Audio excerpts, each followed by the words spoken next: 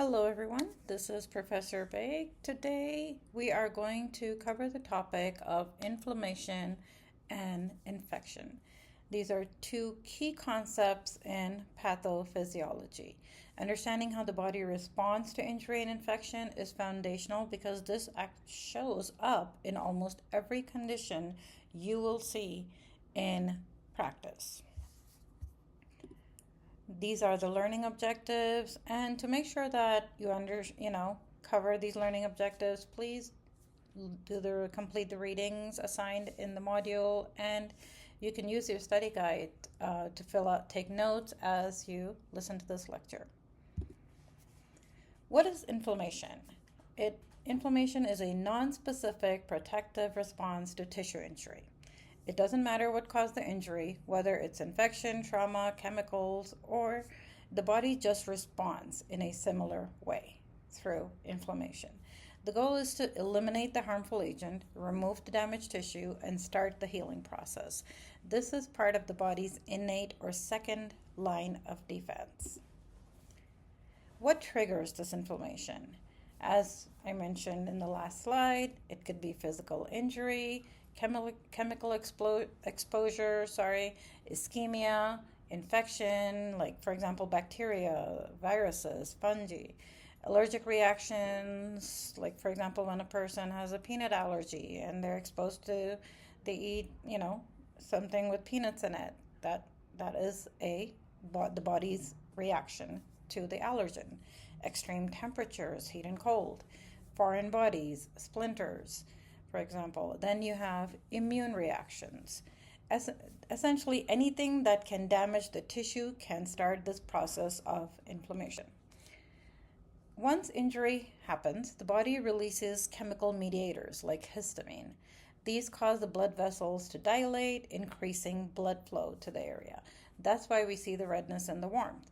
The capillaries become more permeable, allowing fluid to leak out, which causes the swelling, the edema. Then you have the white blood cells. As the blood is flowing to the area, you have the white blood cells, being transported there. And then these are attracted to that area, which is called chemotaxis.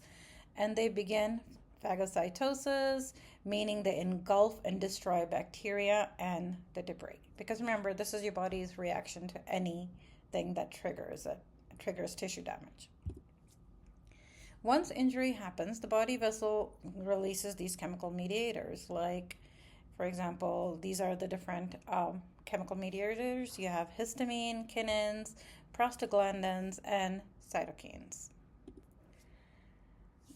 First, the cardinal signs of inflammation include redness, heat, swelling, pain, and loss of function. These happen because of what's going on underneath. Vasodilation increases blood flow, causing redness and heat. Increasing permeability leads to swelling, and chemical mediators stimulate nerve endings, causing the pain. Now, looking at the exudate over here, this is the fluid that leaks into the tissues during the inflammation. Serous exudate is thin and watery, seen in very mild cases. Fibrinous is thicker and sticky, indicating more severe inflammation. Purulent contains pus and usually points to infection. And hemorrhagic exudate contains blood, suggesting significant tissue damage.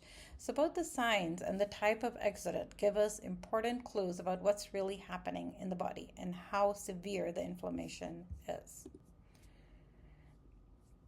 The different types of, like we mentioned earlier, the inflammatory exudate, I created this cheat sheet here to help you remember the different types and the causes, what it looks like, and examples. As you can see down here, this is your serous, this is your fibrinous, and this is your purulent exudate.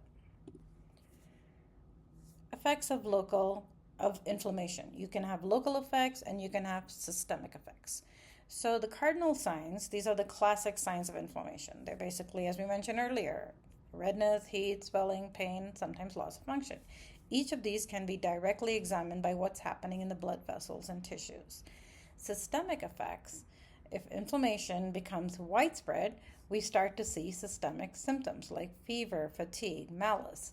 Fever happens because substances called pyrogens reset the body's thermostat in the hypothalamus. Over here, I've listed the local effects and the systemic effects. In clinical practice, we basically detect inflammation using lab markers because remember, in clinical practice, we always want to validate information, right? And the lab markers help us to do that. For example, your elevated white blood cell count, erythrocyte sedimentation rate shows inflammation, C-reactive protein, plasma proteins. All of these are lab markers for inflammation. Now, chronic inflammation. What is chronic inflammation? If the injurious agent is not completely removed, inflammation could become chronic. This state is characterized by less swelling, but more tissue destruction and a higher presence of lymphocytes, macrophages, and fibroblasts, which lead to the formation of fibrotic or scar tissue. Now, this over here is basically a chart showing the difference between acute and chronic inflammation. It characterizes it based on onset and duration, cellular phases, exudate and vascularity, and biological outcomes. So as you can see, this is acute inflammation and this is chronic inflammation. Please review this chart. It will help you, with your study, fill out your study guide notes as well.